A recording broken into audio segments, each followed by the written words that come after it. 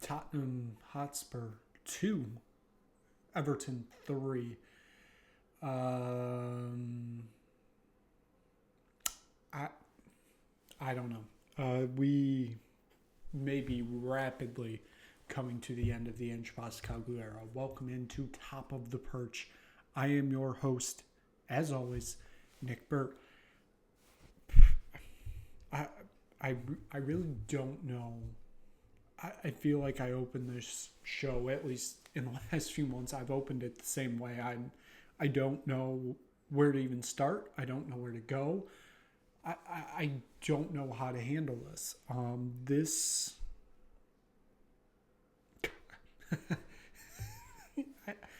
you gotta kind of just laugh at it at this point. This club is, I believe, 8 points out of the relegation zone. We currently sit, I believe, 15th in the Premier League. And that it just seems to be status quo right now.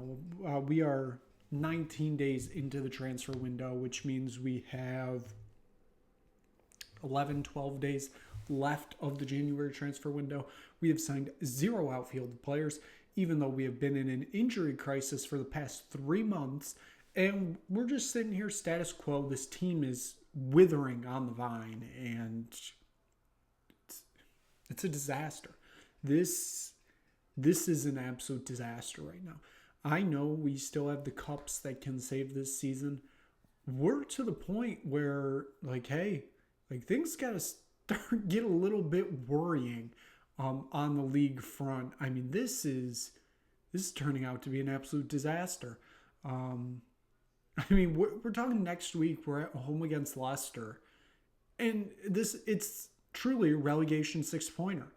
Like, if Leicester win that game, that is terrifying. And you know what? Leicester probably is going to win that game. They may only have 1 win away from home this year, but guess what? Dr. Tottenham is stronger than anything. Once again proven today with Dominic Calvert-Lewin scoring his first goal since October. And of course it comes against Tottenham because Dr. Tottenham waits for nobody.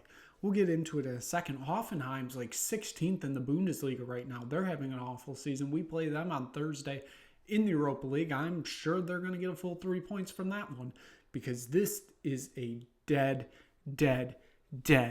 football club right now. It's a disaster. It's an absolute disaster. I really don't. I don't know where to go from here. I do not know where this club is headed whatsoever.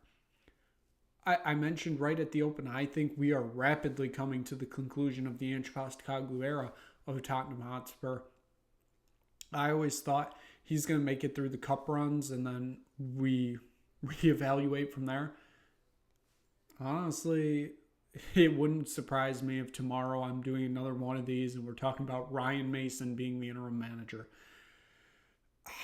I don't know how we keep going on with this. I know the injuries are terrible, but we're doing nothing to help with them. We're not bringing in any depth. One of them today, Dominic Solanke, picks up a knock in training yesterday, and of course we don't have a backup striker. Sure, we have Richarlison, but he's coming off an injury that he's been dealing with for the past 50 months, it feels like. Yes, Richarlison ended up getting a goal today, but it didn't end up mattering in the end. That's the thing. I don't know. I don't see any vision with this club right now. I see 0 vision whatsoever. Sure. At some points, I see some good gameplay from this team. The problem is, we don't have enough healthy players to do this gameplay that looks good. We can't keep playing all these terrible players because we don't have depth and we got to bring them up from out of nowhere and have them play in this very strict, very, pragmatic, structured system that Postecoglou runs. If Postecoglou's managing, Liverpool or, City right now, I know City aren't the best, but they still have enough money that they are controlling the transfer window right now. I mean, they just keep bringing in depth pieces. Like, Oh, depth piece over here, depth piece over here. Oh, here's another one. Let's take that. They have no reason to do that. Yet here they are. They are still trying to strengthen their squad. What has Tottenham done? Yes, they've brought in a goalkeeper that was very much needed. But guess what? We haven't done anything with the outfield. 3/4 of our team are injured right now. There is zero structure right now.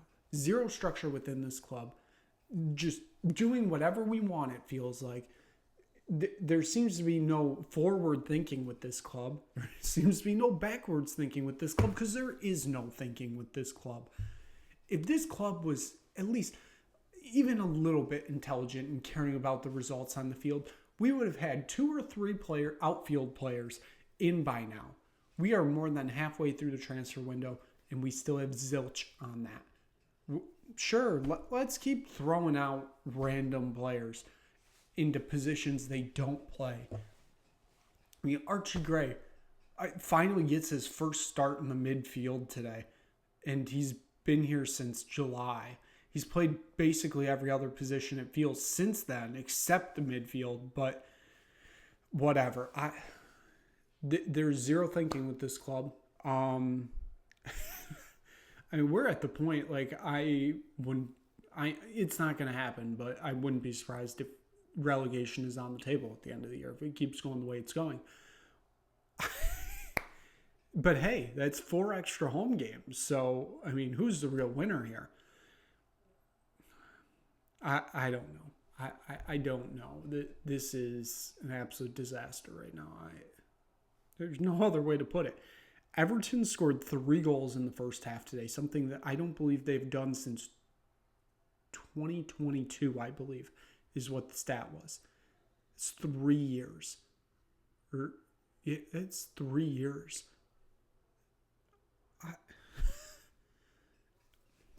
I don't know. I mean, you can take a look at the stats. I mean, Tottenham dominated possession. That's the only thing they dominated today. Everton was clinical today. And there's nothing else I can say. Player ratings. It really is a mixed bag. I don't even know if I'm going to go through all the players today. I thought Kulusevski had a good game. Bergvall in the midfield, I thought he had a good game. Jed Spence is my man of the match. I thought he did really well on that left side today. Even when Udogie comes back, I mean, like, I feel like Spence, like, he is a starter, it kind of feels like now. I don't know if you alternate him between the sides and give, either Udogie or Porro a rest. I mean, Porro is the next player that's going to get injured. This dude's been playing every game 90 minutes for the past 5 months, it feels like. He barely gets any rest. So he's going to be the next player to get broken, so that's nice. Dragishin had an awful day today. And then both of our subs today, I mean, they did pretty well. Richarlison had the goal. Mikey Moore had an assist today. I thought they both did quite well today. And everything else, I don't know what you really want me to say. I mean, this was a disaster of a game. It's as simple as that. It was an absolute disaster of a game. Our final trip to Goodison Park, and it was an absolute disaster. And Tottenham Hotspur, I don't know. I don't know where this goes from here. I have no idea. I have no idea what direction this club is going. And while I do, it's going down. That's the direction we're going right now. It's hilarious. It's hilarious what this club is doing. Once you can get over the fact that this is just, some type of sick and twisted mental test to see how long it takes for people to break, it gets kind of funny. But, I mean, I don't know where this club is going. So, yeah, a disgusting performance today. I know we got 2 goals later on. They didn't matter.